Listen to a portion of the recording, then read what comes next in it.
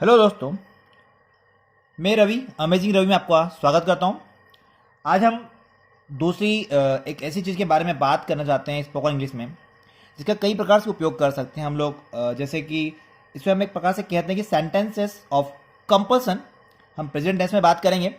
जैसे कि कभी कभी हम यूज करते हैं शब्द को, आखिरी जो हिंदी का सेंटेंस जब बनाते हैं तो कहते हैं पढ़ता है, यानी कि मुझे किताब पढ़ना पड़ता है, मुझे वहाँ जाना पड़ता है, मुझे यह लिखना पड़ता है। या कभी कभी हम उपयोग करते हैं ना है शब्द, यानी कि जाना है या आना है, लिखना है, बताना है। इस प्रकार के सेंटेंसेस का उपयोग करते हैं।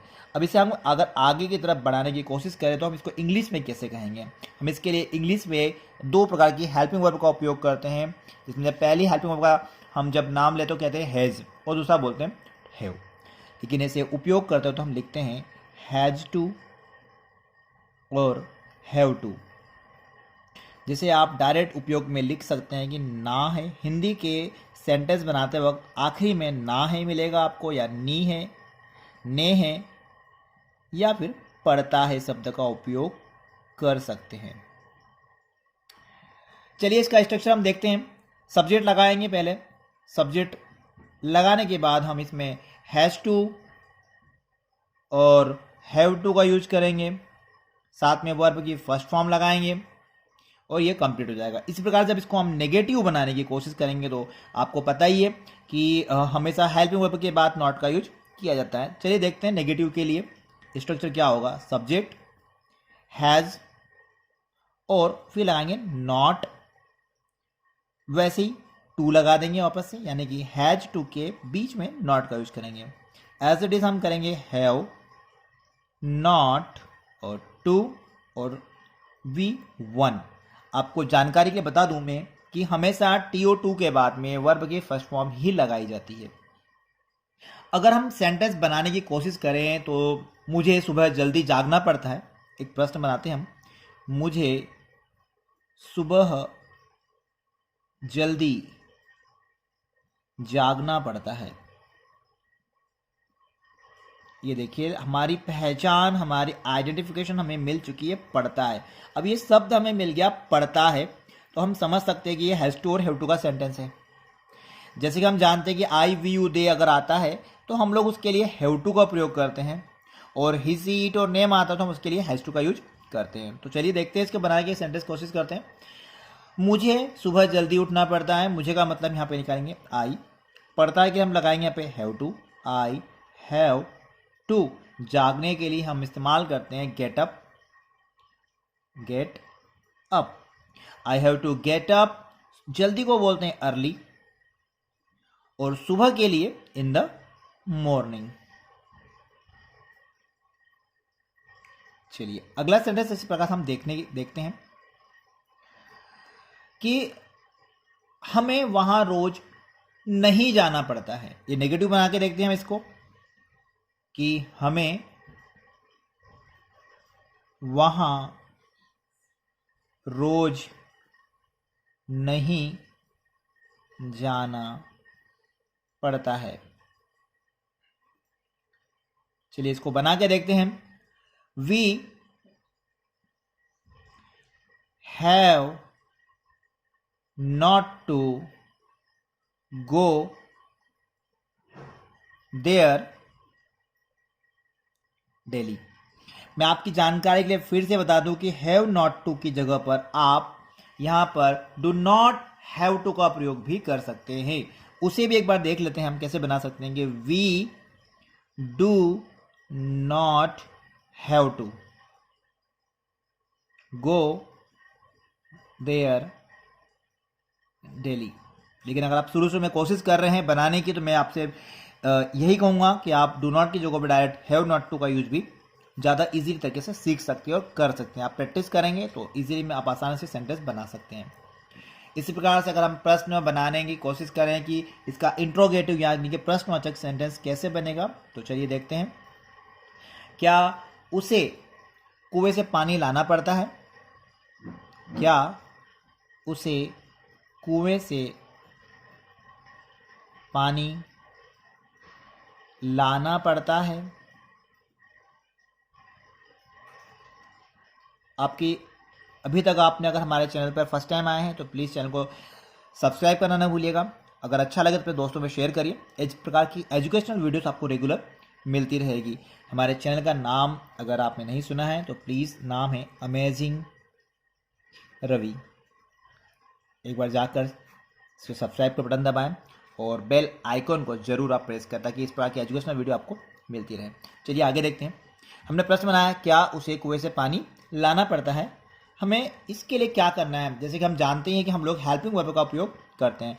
अब इसको अगर हम फिलहाल क्या को हम छोड़ दें तो हम लिखेंगे उसे कुएं से पानी लाना पड़ता है। तो किसके लिए क्या इस्तेमाल करेंगे हम, तो कि he has to bring water from well. हम लोग यहाँ तो ये भी कह सकते हैं कि डज, अगर हम हेल्पिंग वर्ब का इस्तेमाल करते हैं तो अभी हम देखते हैं इसको क्या कर सकते हैं। हम हेल्पिंग वर्ब क्या है और उसके लिए हम लिखेंगे ही, तो ही के बदले हैज का इस्तेमाल करते हैं तो हम हेल्पिंग वर्ब को आगे रख देंगे, लिखेंगे has he to, has he to bring water from the, from well. Well का मतलब होता है कुआं। Has he to bring water from well. आप इसे अगर डू और डज से बनाते हैं तो आपको हैज़ की जगह पे क्या इस्तेमाल करना पड़ेगा, does. Does he has to bring water from well. आपको ये समझ में आ रहा हो। सिंपल प्रश्न बनाने की कोशिश करें आप। मुझे पढ़ना है, ये प्रश्न बना सकते हैं आप। ना है सेंटेंस आ रहा है तो आप लिखेंगे आई हैव टू रीड। मुझे उसे घर जाना है तो आप लिख सकते हैं he has to go at home. आप छोटे प्रश्नों को जितना ज़्यादा बनाएंगे उतना जल्दी आप सीखने की तरफ बढ़ सकते हैं। चलिए मैं आपको कुछ होमवर्क दे देता हूँ, आप बना के देखिएगा किस प्रकार से बनाए जा सकते हैं सेंटेंसेस। पहला होमवर्क आप लिखेंगे, मुझे तुम्हें हर बात समझाना पड़ती है। प्रश्न देखेंगे, मुझे तुम्हें हर बात समझाना पड़ती है।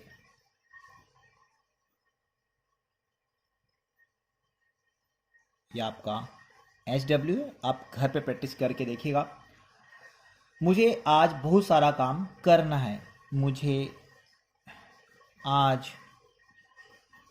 बहुत सारा काम करना है। क्या आपको पैदल आना पड़ता है?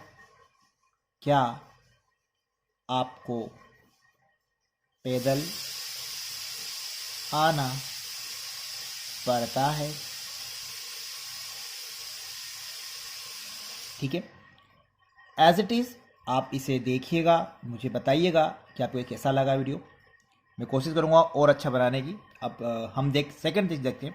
इसी प्रकार से अगर हम बात करें कि ये प्रेजेंट की जगह हम पास्ट में चले जाते हैं तो हम इस्तेमाल करते हैं हैड।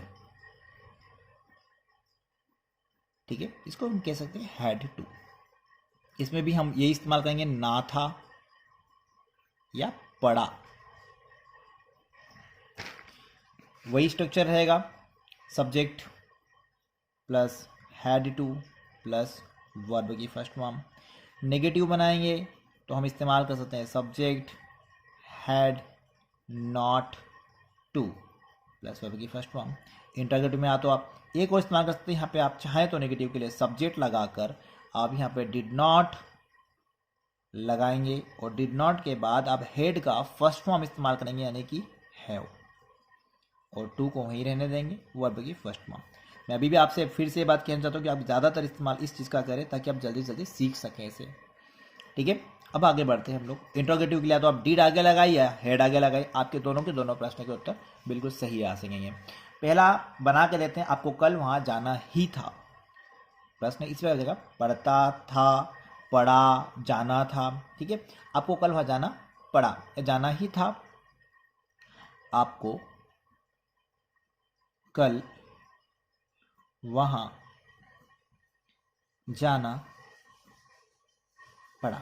ये सेंटेंस हमने करा। इसके हम देखते हैं क्या बना सकते हैं। You had to go there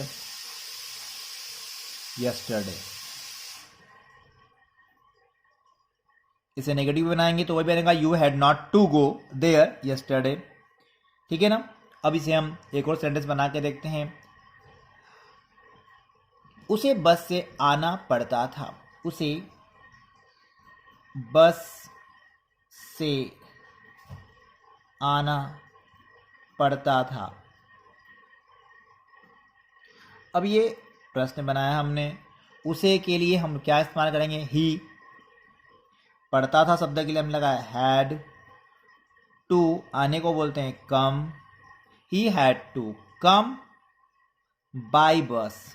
यहाँ से शब्द के लिए हम बाय का इस्तेमाल किसी साधन का उपयोग करते हैं तो हम इसके लिए बाय का उपयोग करते हैं, बाय बस।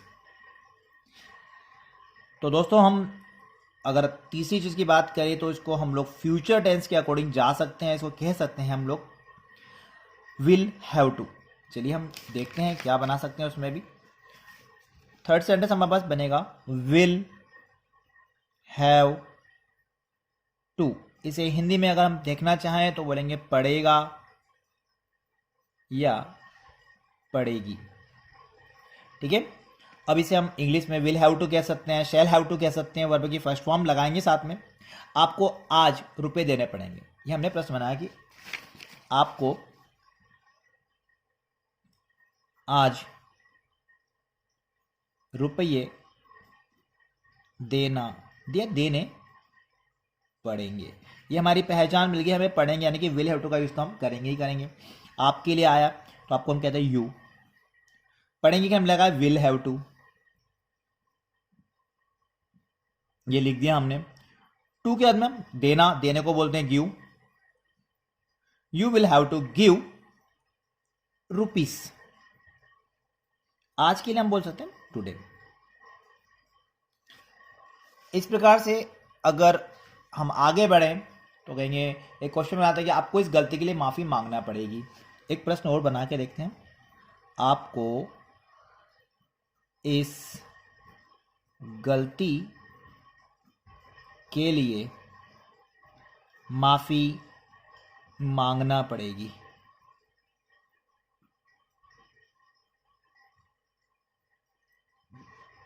यू विल हैव टू, आपको भी वही अगेन हम बोलेंगे you.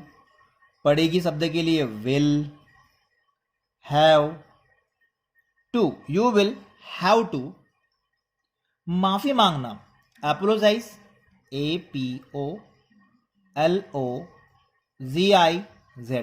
Apologise for this mistake. मैं फिर से पढ़ के बता दूं आपको हम लोग बोलते हैं यू। पढ़ेगा शब्द के लिए हम इस्तेमाल करेंगे विल हैव टू। माफी मांगना, एपोलोजाइज। इस गलती के लिए को हम इस्तेमाल करते हैं फॉर। इस गलती, इसको बोलते हैं हम लोग धीस, और गलती यानी कि mistake. You will have to apologise for this mistake.